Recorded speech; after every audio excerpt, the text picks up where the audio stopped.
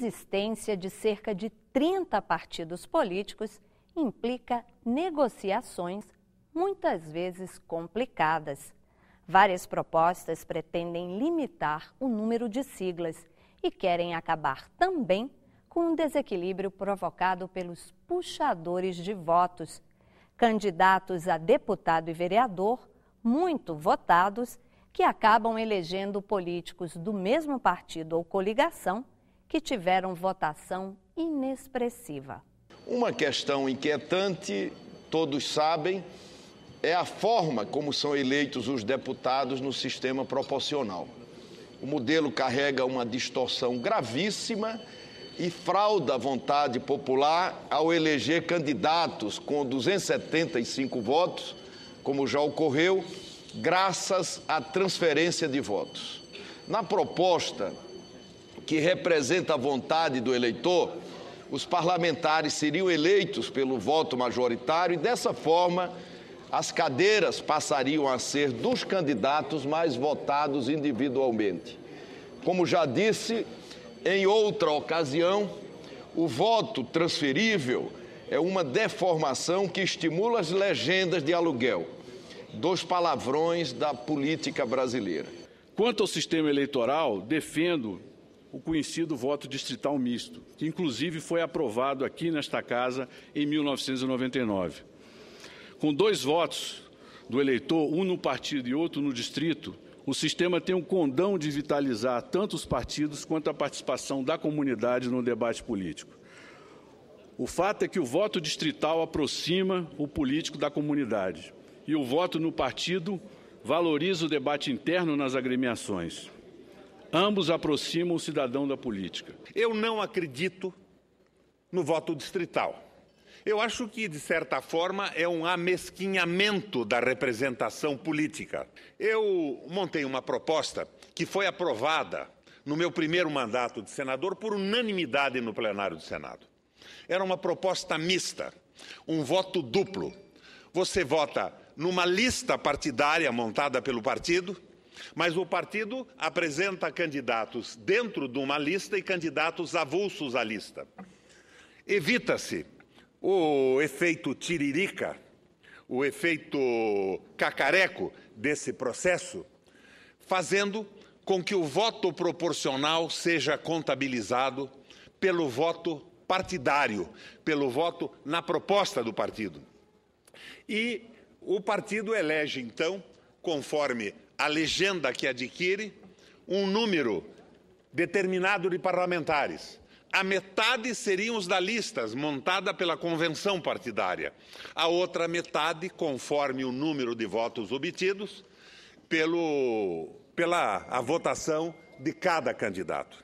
Tem uma iniciativa de projeto de lei vindo da CNBB, da ABI, da OAB, que na Câmara dos Deputados já tem inclusive um número, é o projeto de lei 6.316 de 2013, apresentado por essa coalizão democrática da sociedade civil, que me parece ser um bom passo. Então, uma espécie de 2 turnos para a eleição proporcional. Um primeiro turno, onde nós fortaleceremos os partidos políticos, com a escolha dos partidos políticos, e um segundo turno, onde, dentro dos partidos políticos, de acordo com o quociente alcançado por cada partido, seriam escolhidos os eleitos. Me preocupa a proposta do voto distrital, porque nós não temos, primeiro, a tradição europeia, só o Brasil já é equivalente à Europa. E o que caracteriza, e basta ver, dar um olhar sobre a nossa representação na Câmara, a diversidade da representação que caracteriza. São bancadas identificadas com a causa sindical, por exemplo. E temas, por exemplo, como este, não dá para se resumir a um distrito. O distrito, nesse sentido, aborta a diversidade que é, no meu entender, senhor presidente, a característica fundamental do parlamento. Vou tratar de um tema, senhor presidente, que não foi abordado nessa discussão, é a eleição dos vereadores. A cidade de São Paulo tem 8.782.406 eleitores. A eleição de cada um dos 55 vereadores de São Paulo se faz nesse colégio eleitoral imenso. Mais de 8 milhões de eleitores. Uma cidade imensa. Os candidatos recorrem a uma figura que está se tornando uma figura universal. É a figura das lideranças. Uma liderança é uma pessoa que mora em um determinado bairro, tem prestígio local e que nas eleições se dispõe a trabalhar como cabo eleitoral. Há toda uma tabela, tem lideranças de 500 votos, lideranças de 200 votos e que tem também um preço. A instituição do voto distrital para a eleição de vereadores nas cidades com mais de 200 mil eleitores, nas cidades onde há segundo turno para a eleição do prefeito. Promoveria uma mudança muito, muito profunda no sentido da legitimidade do mandato do vereador. Isso levaria a uma mudança da cultura dos partidos políticos, que seriam levados a se enraizar nos municípios, a se aproximar da vida das comunidades locais. No caso de São Paulo, ao invés da eleição se dar num colégio eleitoral de 8.700.000 eleitores, cada um dos 55 vereadores seria eleito num colégio eleitoral de 159 mil eleitores. Que é razoável. O que eu acho importante é que a avaliação da necessidade e o desejo sejam substituídos pela viabilidade. O meu partido, por exemplo, defende um sistema eleitoral proporcional com lista fechada.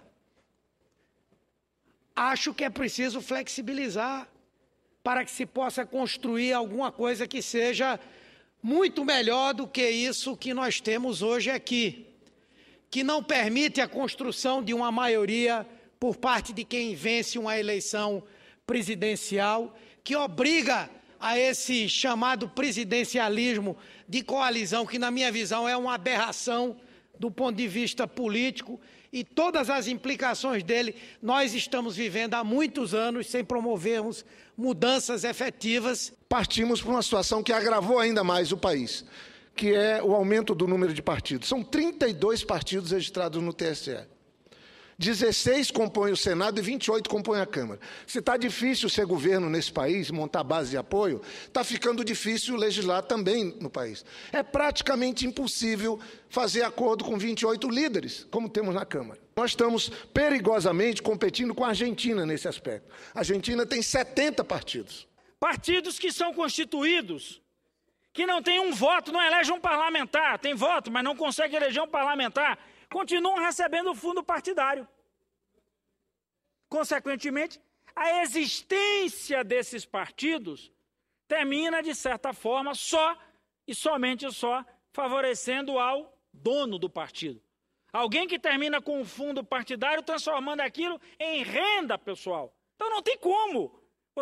Vamos falar de reforma política, de conteúdo, quando a peça principal que opera o conteúdo, ela está completamente apodrecida, que são as organizações partidárias. Não podemos impedir nem determinar quantos partidos o país pode ter, porque a Constituição garante a livre organização partidária. O que nós precisamos são regras que definam quem pode ter direito ao fundo partidário, quem pode ter direito ao tempo de televisão. Se faz a coligação não pelo pensamento político de cada partido, mas pelo tempo de televisão que cada partido tem. Nós temos entre 100 a 150 parlamentares, ainda não tem um número exato, que integram o bloco dos partidos pequenos.